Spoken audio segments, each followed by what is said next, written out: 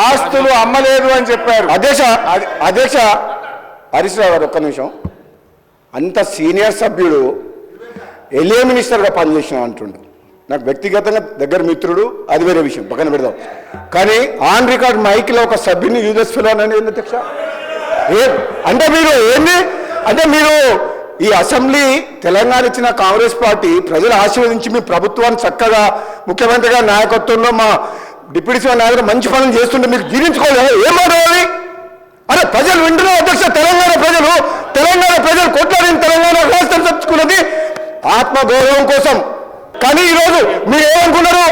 మీరే పర్మనెంట్, ఇక మీరు ఎవరు రావాలనుకున్నారు. తెలంగాణ ప్రజలు ఆశీర్వదిస్తే కాంగ్రెస్ పార్టీ వచ్చింది. అసలు వీళ్ళు ప్రభుత్వాన్ని నడపలేదు అనుకున్నారు.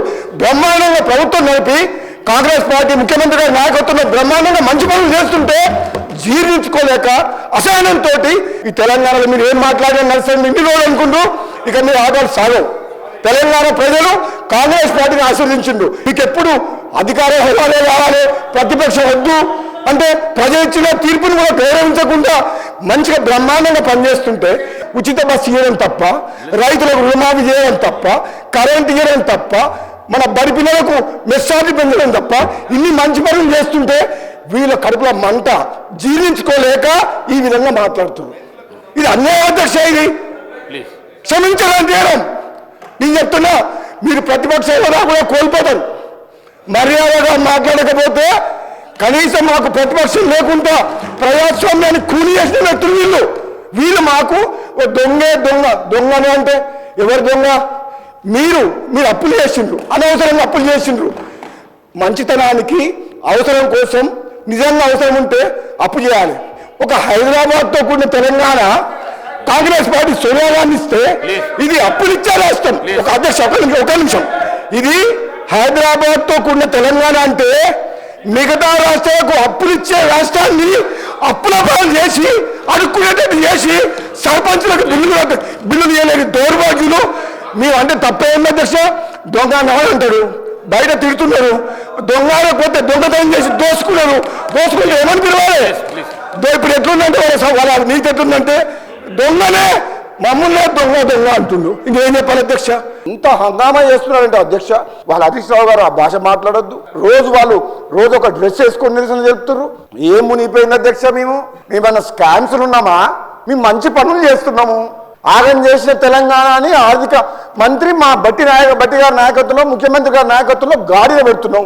యాదాద్రి పవర్ ప్లాంట్ వద్దు అన్న, తక్కువ ధరకే కరెంటు దొరుకుతుంది అన్న, ఎక్కువ ధరకు మిత్తికి ఇంట్రెస్ట్ తీసుకొచ్చి 40,000 కోట్ల ప్రాజెక్టు కడితే ఈరోజు 9 రూపాయలు 8 రూపాయలు యూనిట్కి పడుతుంది. కాస్ట్లీ వాటర్ ఇంత ప్రపంచంలో కాస్ట్లీ వాటర్ ఏదంటే పిరమైన నీళ్ళు ఏదంటే కాళేశ్వరం నీళ్ళు.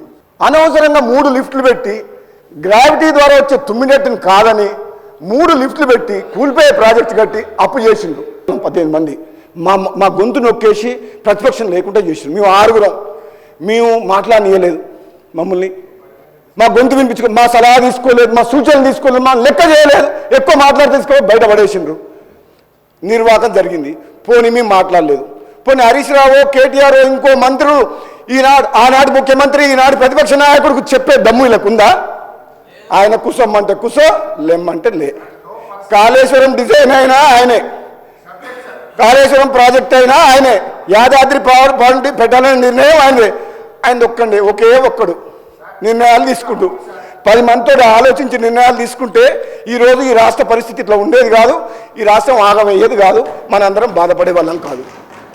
ఆయన వినడు అధ్యక్ష. నేను అందుకనే అన్న, వాళ్ళు తీసుకున్నారు అధ్యక్ష నిర్ణయాలు. కాంగ్రెస్ పార్టీలా ఒక వ్యక్తి చేతులు ఉండదు.